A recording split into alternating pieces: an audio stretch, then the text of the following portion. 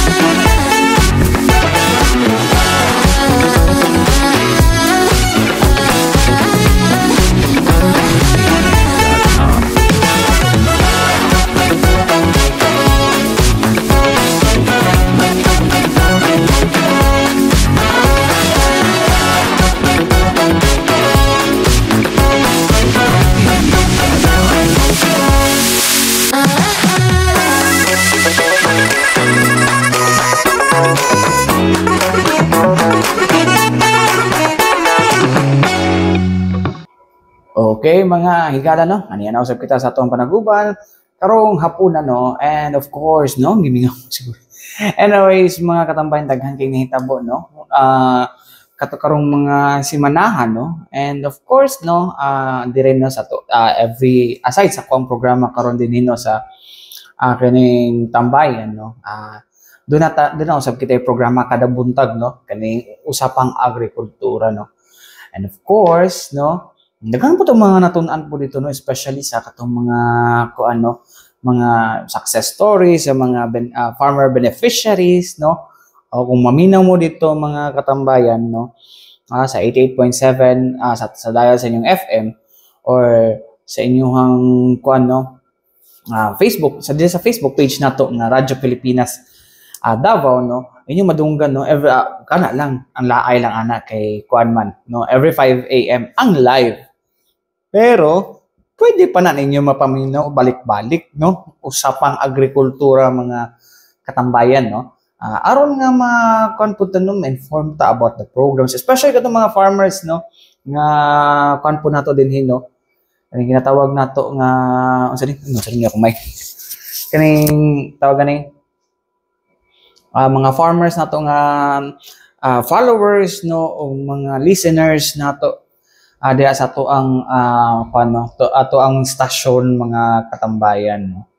So nindot na kung kano ninyo daghan mga inspiring nito kung giyon sa pagkuno tingala ka nga kanang for example kanang mga ubang mga nga pananaw na to simple ra kayo perlisod buhaton kay ingon kanang ganang dakong kapital pero di kailangan ng dakong kapital para mo ventures into agri-fishery na mga enterprise no. O, lang gid na siya ang mga katambayan sumala pa sa mga especially itong mga young farmers, itong mga batanon nga mga agripreneurs ang ilahang tambag dra permente kay lang jud dapat na diskarte, sipag, tiyaga no. And wala po sila ingon na dapat diskarte lang no kay kasagaran po sila na mga diploma no. Ang isa dira nagi expertise no sa agriculture, degree gud nila ang agriculture gud mga katambayan no. So mo na ang isa sa mga ganahan nato dira no.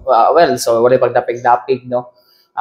Mo na isa sa mga ganahan ako nga portion no kaning mga success stories sa ato ang mga farmer beneficiaries sa mga programa sa ato ang Department of Agriculture. O daghang programa ang gobyerno no. Anyways, mga katambaya din hit kay tungod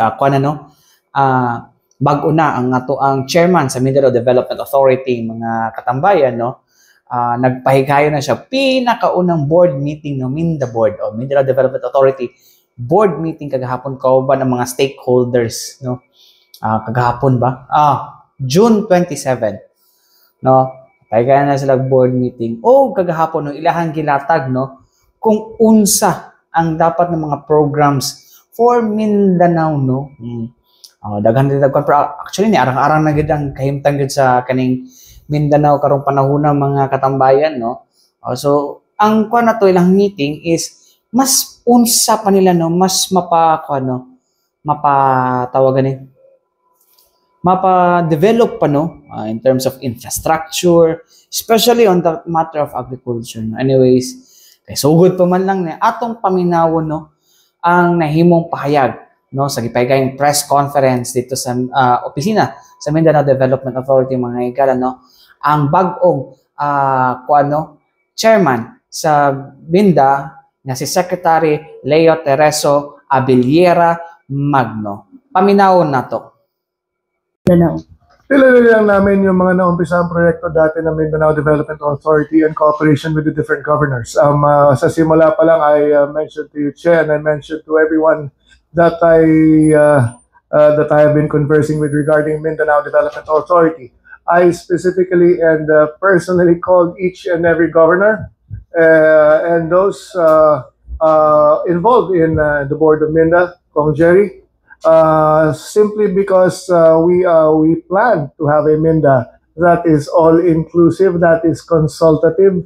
Yan ho ang ginawa natin. Tinawagan ko ang mga LGUs because as a start, pang-umpisa, I deemed it right, correct, and part of my job to consult all the LGUs. Sometimes we identify problems, but we do not consult those directly involved in those problems. Ang pinakamay alam ng problema sa kanyang probinsya ay yung gobernador. Ang pinakamay alam ng problema sa kanyang munisipyo at syudad ay yung city or municipal mayor. That was the first thrust na ginawa natin to find out kung ano pa yung karagdagang programa na pwede nating idagdag. Continuing naman, there are continuing programs with Minda aside from monitoring the infrastructure projects in Mindanao, katulad ng mga naipangako ko sa inyo na hindi ko naibigay yung update, pero meron akong update ngayon. We discussed a number of things. Yung problema ng tubig, which was initially, si Congressman Bambi Emano pala nandito, nakalimutan ko i-mention kanina. He is the Mindanao Committee Chair. He's the chairman for the Mindanao Committee in Congress. Nandito siya kanina. Isa yon sa mga flagship or kanyang mga isang programa na siguraduhin magkaroon ng tubig ang mga munisipyo at mga lugar sa Pilipinas, sa Mindanao na walang tubig. We discussed a resolution, we passed a resolution encouraging the different government agencies involved na kung pwede ituloy ang pag-aaral at pag-identify kung alin yung mga lugar dito sa buong Mindanao na wala pang tubig, because we deemed it right to call it water is life. Kung walang lahat ng buhay nang gagaling sa tubig. So we come up with a project that will support a water supply program, and at lahat naman kami nag-agree to pass such a program. Pinag-usapan din ho namin yung bagong buhay na masagana, agrikultura at kabuhayan ng unang programa. We know for a fact that most of the agriculture activities happen here in Mindanao. Minarapat na rin namin sa Minda. We as stakeholders of Minda, the different regions and the different agencies involved, alam natin kung ang programa manggagaling lang sa taas at hindi tayo tutulong sa pag-implementa, hindi ko sinasabing hindi matutuloy, pero mas malakas kung tutulong tayo dito sa Mindanao. We all agree that we need to be more participative rather than simply monitoring all the programs for Mindanao. We need to put ourselves in the front line. We need to participate kasi ang bunga naman ng mga programa na to, ang magbebenepisyo, tayo rin sa Mindanao. So we made a proposal to be more active and a resolution to continuously coordinate and coalesce, if that is for the proper word, with the Department of Agriculture. I reported to the Minda board that there have been several consultations and meetings between myself and Secretary Laurel of the Department of Agriculture, and he understands the importance of agriculture in the country, and especially here in Mindanao. So nag-usap-usap kami sa Minda board, napalakisin pa namin yung aming coordination with the Department of Agriculture and seek the different agencies and the different regions concerned regarding agrikultura sa kanilang lugar. Meron din tayong napag-usapan kanina na suportahan in relation pa rin doon sa DA, yung value chain ng Mindanao na suportahan natin. Meron din tayong napag-usapan kanina na ituloy hindi lang yung relasyon ng Mindanao sa iba't iba sa DA. Ituloy na rin yung paggawa ng mga memorandum of understanding with the different agencies, sa DOTR, sa DENR, sa OCD.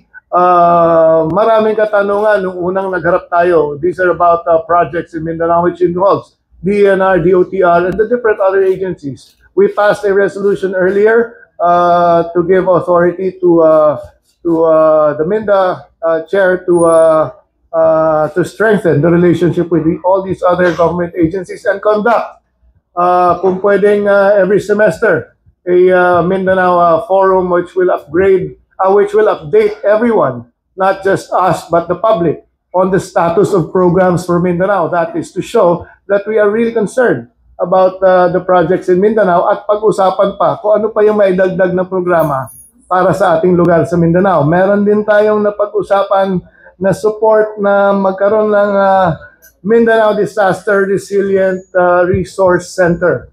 We have been discussing this in Mindanao. There is a center that is present in Luzon. There is a center that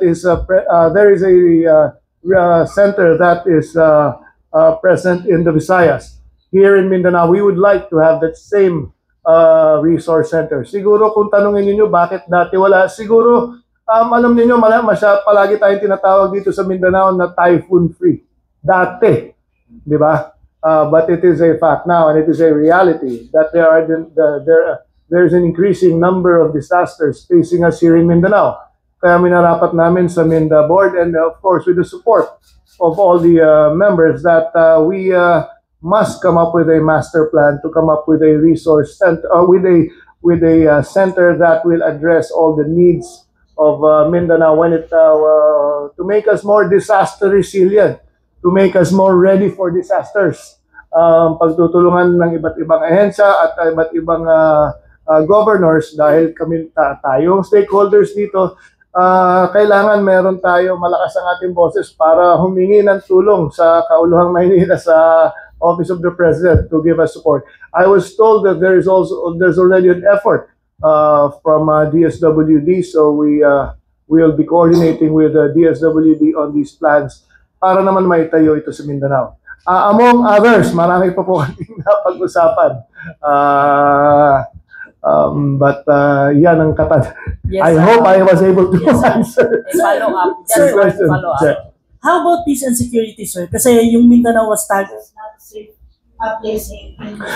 was touched earlier on the sidelines, on the meetings, on how to address negative news. Ano man tawag doon, yung kanilang advisories. And again, initially we as a group have trying to come up with a mechanism to answer that. There are ways to appeal. Madalas naman tayo nag-a-appeal sa mga ahensya at mga syudad at mga ambassadors na to the countries that issue these travel advisories. But nevertheless, we are happy. Siguro mas kailangan pa natin palakasan yung information drive natin. We are now insurgency free except for a number of areas. I think there's only 2 or 3 remaining areas.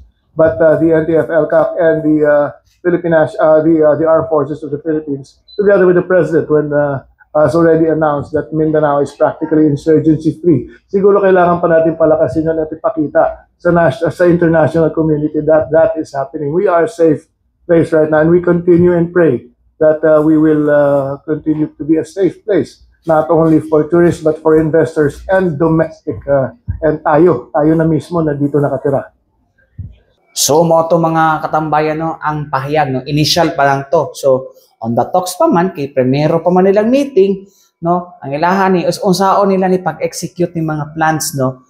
Ang saad mga higala is he will promote inclusivity, no, o kaning consultative, no, ang Minda karon, no, nga dapat ang kung usay kailangan sa mga kuno magikan mismo, no, kung sa mga programa kon magikan mismo sa mga stakeholders, especially sa mga local government units. Anyways, mga katambayan, balik katang manang sa mga importanteng pinumdum ning atong CBN.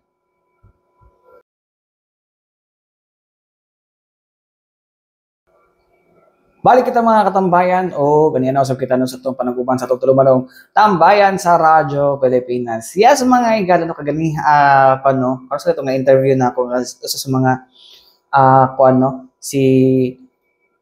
interview na ako sa usa sa mga young farmers challenge na awardee no sa Davao del Norte at last year no si Jelaine Tabale no atong kay ang istorya mi about katong sa ginger kay mo man iyang kuan no healthy ba to kung ako nagkamalit ana ko sa akong kana sa akong kodigo healthy ba to lagi healthy na naman to dire healthy's product manufacturing no about sa iyang produkto no kay sa ginger tea no and turmeric tea. Cute pod kay ang story mga igala no sa iyang enterprise na napili no. Storyahan to ni dinhin no gamay no. Atong kon ni Ma'am Jelaine mga tambayan no gikan sa Kapalong, Davao del Norte no nga. Nagsugod dito to 2021 ya nag-training pagit iyang mama. Yung mama ang nag-training for that kind of kaning livelihood pero siya ang nagpadayon no which is really very good mga katambayan no kay syempre no nasa interest sa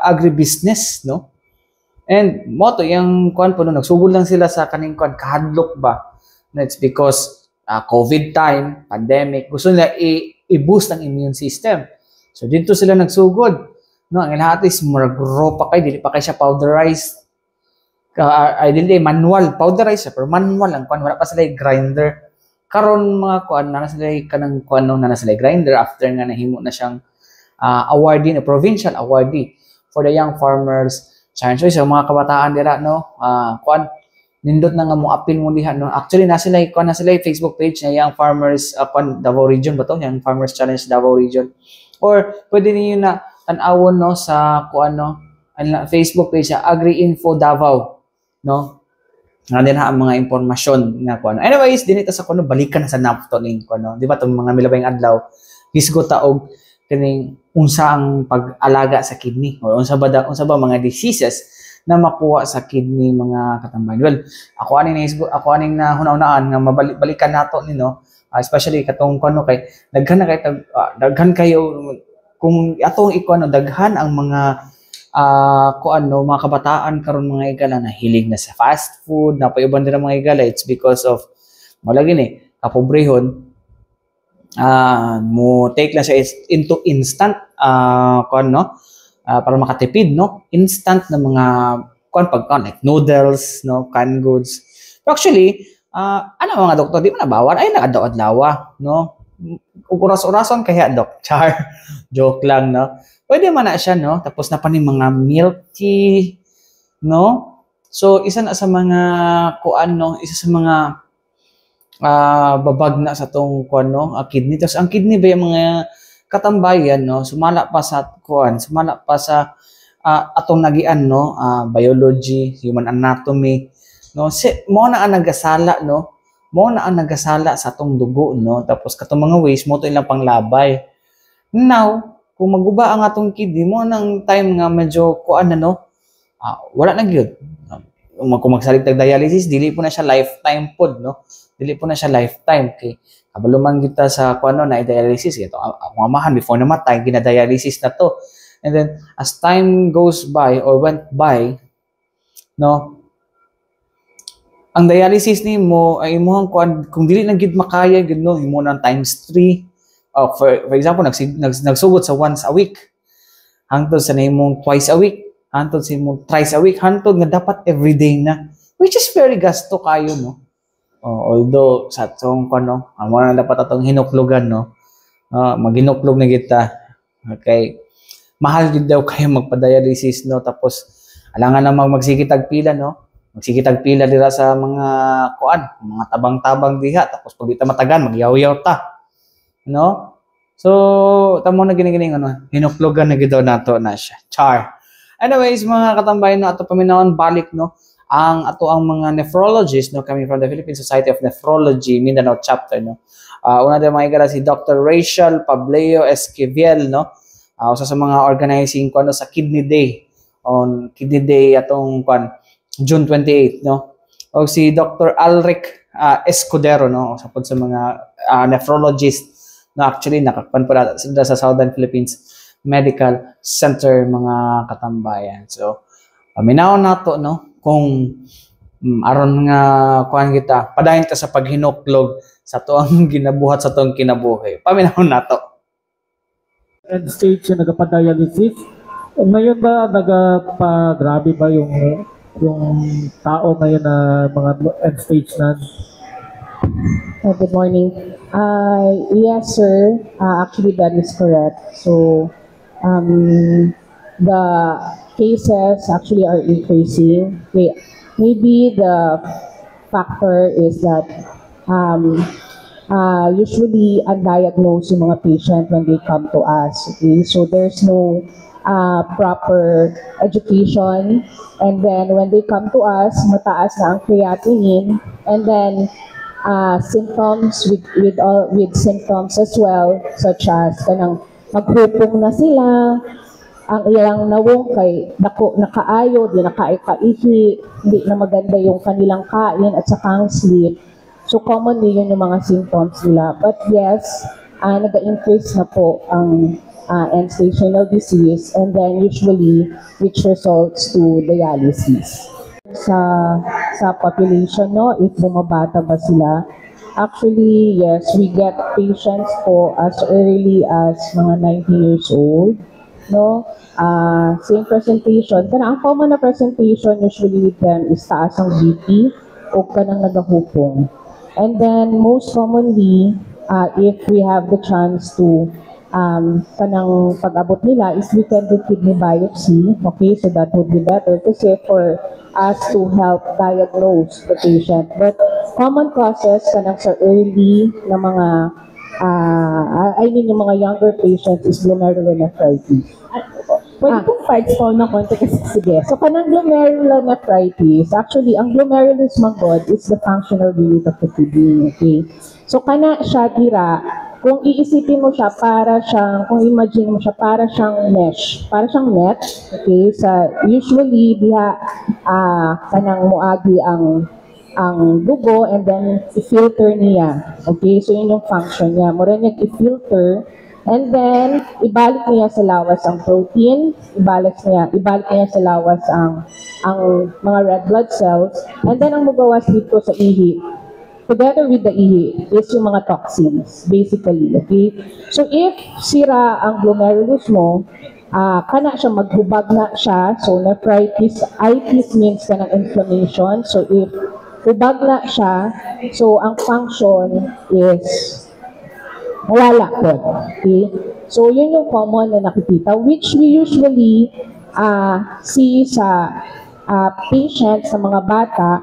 Clinically, yes, we can have an idea na kung unsa jud ang cause sa ilahang kidney problem. Pero for us to 100% na maingon jud na it's because of the glomerulus, we need the biopsy. So, kana siya, maraming pwedeng causes, okay, of glomerulonephritis. It's just, para siyang umbrella term kasi, it's very, dako po kaayo na siya na, siya, disease, okay? So, maraming klase din. Glomerulonephritis, and then it can be caused pa by many diseases. So, like, ang common na nakikita, natin, if yung familiar tayo sa term na lupus. Okay, so it can cause lupus nephritis. Also, if yung nagtitake ng mga pain relievers po, no, so it can also cause glomerulonephritis, so biopsy mo, obesity, common din yan siya. And then, mga autoimmune diseases. So, mismo atong lawas, nag-produce of cells that can damage our kidney if triggered by a certain viral illnesses. So, that can happen as well. Dok, follow up lang. Kasi when I was in school and also yung mga younger generations ngayon, we're very addicted to milk tea, consuming pancit canton kasi walang mga noodles, ganyan. Aside from going sa fast food, medyo lesser pa na kasi sa yung mga canned goods and also yung mga noodles. Gaano ito kalaking factor dun sa pagkasira ng kidneys? Kasi lalo na for young professionals or students, ito yung mga go-to foods na gina-consume namin everyday natin. Yung mga simple So, actually, ang ganda ng question mo, napaka-practical, no? So, yung pag-consume ng milk tea, pag-college student din kasi tayo, pag mga young professional. So, yun yung pinakamabilis kasi, di ba? Ang milk tea, pancit canton, canned goods, okay? Kung unsa na dyan yung magkasya sa budget o unsa yung makita sa balay.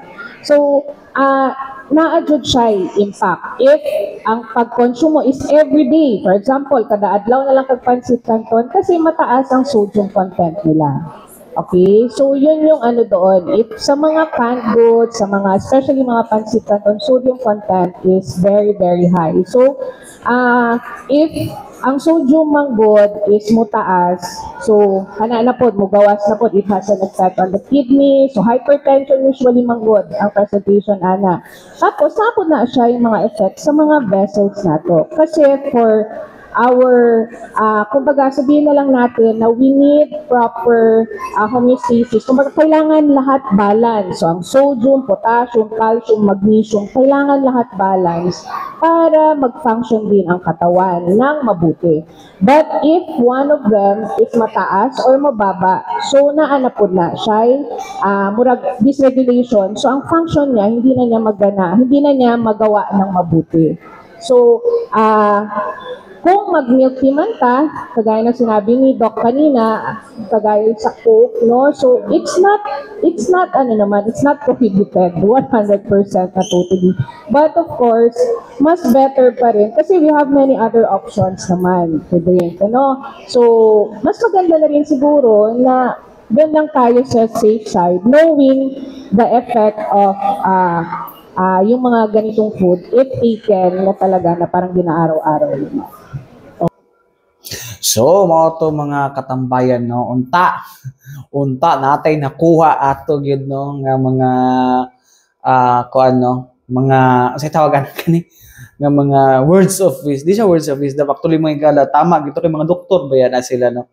So kinahanglan gyud nato na nga alagaan natong mga kidneys, no, char.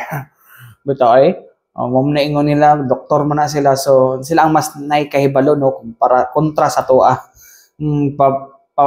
Kontra sa tuwa ang mga tinuhuan kay lagi studyuhan nila kita kay ang experience nato na diha pag nato makaingon kung guba na diha pa mo advice kung guba na ang atong mga kidneys. Anyways, mga katambayan, mo ka na naglangkob sa tuang tulumanon karong adlaw hangtod sunod buhon. Daghang salamat o maayong adlaw kanatong tanan.